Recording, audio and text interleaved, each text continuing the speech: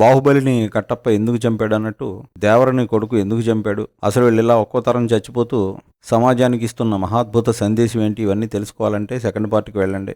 లేకపోతే ఈ first part మాత్రం చూసి ఇందులో కూడా ఫస్ట్ హాఫ్ ఒకటి చూసి వచ్చేస్తే ఇంకా బెటర్, ఫీలింగ్ బాగుంటుంది.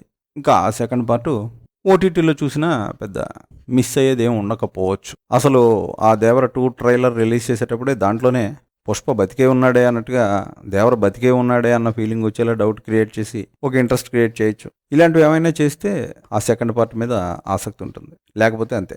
మరి సెకండ్ పార్ట్ గురించి వాళ్ళు తీసుకోవాల్సిన జాగ్రత్త ఏంటన్నది చెప్పాం.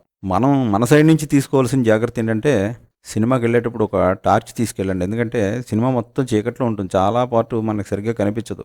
ఆ రాత్రి ఫైట్లు, సముద్రం, చంద్రుడు, వెన్నెల అంటాడు కానీ అది కూడా రక్తంలో కలిసిపోయి చాలా డార్క్గా వికృతంగా ఉంటుంది. సో ఒక టార్చ్ లైట్ తీసుకుని వెళ్ళండి.